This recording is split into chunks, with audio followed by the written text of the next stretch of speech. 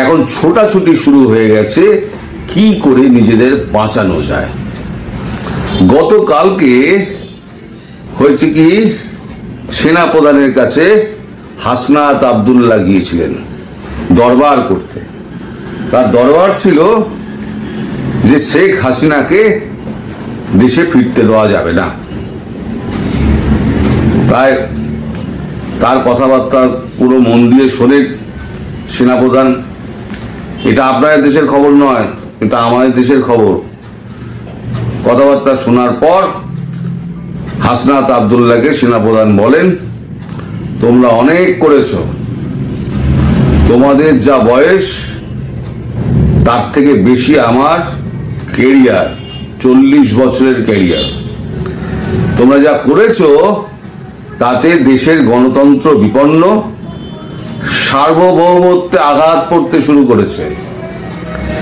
এখন যথেষ্ট হয়েছে, এবার তল্পি তল্পা গোটাও, তল্পি তল্পা গুটিয়ে তোমরা যে যার রাস্তা দেখো।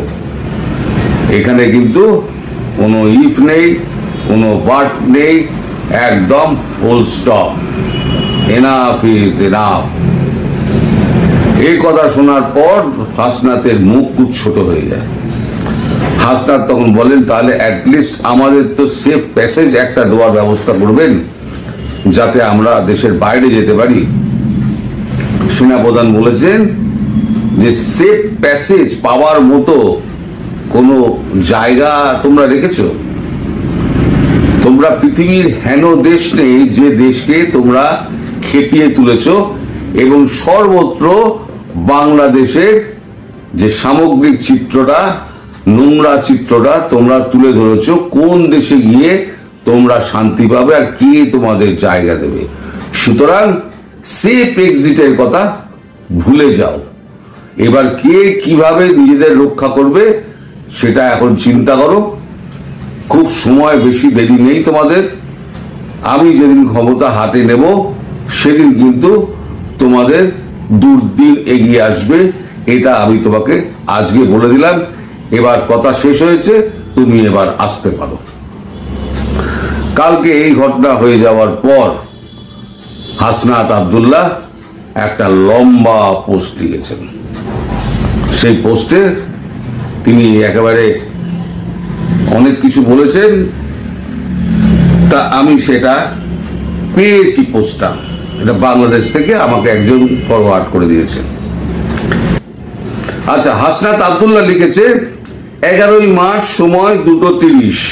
কিছুদিন আগে আমি আপনাদের বলেছিলাম যে রিফাইন্ড আওয়ামী লীগ নামে একটি নতুন ষড়যন্ত্র নিয়ে আসার পরিকল্পনা চলছে।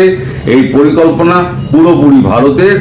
সাবের হোসেন চৌধুরী, শিরিন শারমিন, তাপসকে সামনে রেখে এই পরিকল্পনা সাজানো হচ্ছে। আমি সহ আরো 2 জনের কাছে ক্যান্টনমেন্ট থেকে এই পরিকল্পনা উপস্থাপন করা হয় 11ই মার্চ 2:30-এ। আমাদের প্রস্তাব দেওয়া হয়, আসল সমঝোতার বিনিময়ে আমরা জানি এই প্রস্তাব মেনে নিই। আমাদের বলা হয় ইতিমধ্যে একাধিক রাজনৈতিক দলকেও এই প্রস্তাব দেওয়া হয়েছে। তারা শর্ত সাপেক্ষে আওয়ামী লীগ পুনর্বাসনে রাজি হয়েছে। একটি বিরোধী দল থাকার চেয়ে একটি দুর্বল আওয়ামী লীগ, একাধিক বিরোধী দল থাকা নাকি ভালো। প্রতিশ্রুতিতে আপনি দেখবেন গত 2 দিন মিডিয়াতে আওয়ামী লীগের পক্ষে একাধিক রাজনীতিবিদ বয়ান দেওয়া শুরু করেছে। আমাদের আরো বলা হয় রিফাইন্ড আওয়ামী লীগ যাদের নিয়োগ করা হবে তারা এপ্রিল মে থেকে শেখ পরিবারের অপরাধ স্বীকার করবে, হাসিনাকে অস্বীকার করবে এবং তারা বঙ্গবন্ধুর আওয়ামী লীগ করবে, এমন প্রতিশ্রুতি নিয়ে জনগণের সামনে হাজির হবে। আমাদের এই প্রস্তাব দেওয়া হলে আমরা তৎক্ষণাৎ বিরোধিতা করি এবং জানাই যে আওয়ামী লীগের জুলাইয়ের দিনগুলো জনগণের স্রোতে ক্যান্টনমেন্ট আর এজেন্সির সকল প্রেসক্রিপশন আমরা উড়িয়ে দিয়েছিলাম।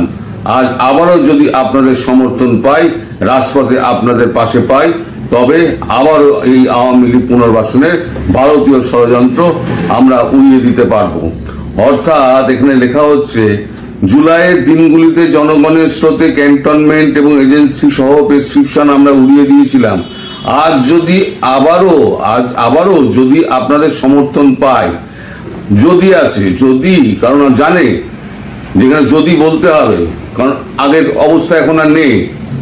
তার লেখা হচ্ছে, যদি আপনাদের সমর্থন পাই, রাজপথে আপনাদের পাশে পাই, তবে আবার ওই আওয়ামী লীগ পুনর্বাসনে ভারতীয় ষড়যন্ত্র আমরা উড়িয়ে দিতে পারবো। আসুন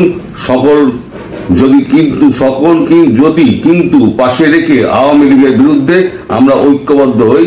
আওয়ামী লীগ রাজনীতি করতে পারলে জুলাইও ব্যর্থ হয়ে যাবে। আমাদের শরীরে এক বিন্দু রক্ত থাকা পর্যন্ত আমাদের শহীদদের রক্ত আমরা বৃথা হতে দিব না।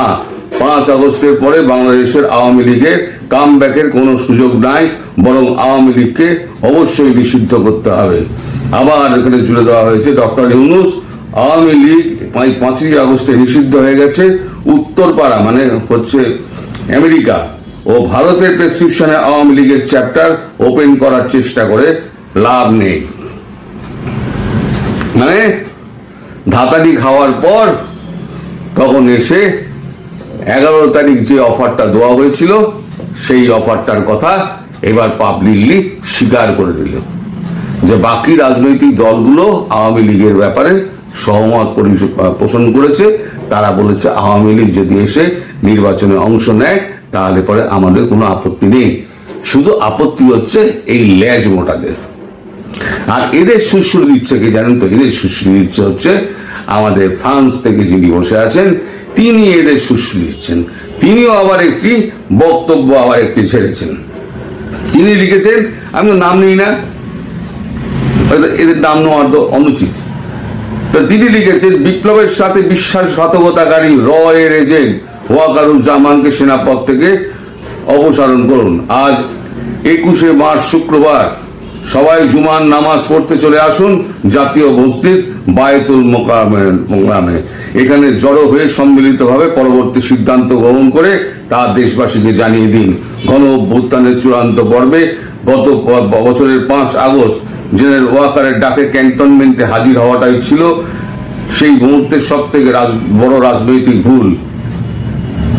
আবার নিচে লেখা আছে, ওই ভদ্রলোক আমেরিকায় থাকেন, এই ভদ্রলোক এবং আরেকজন আছেন, আপনারা পড়ে নিন।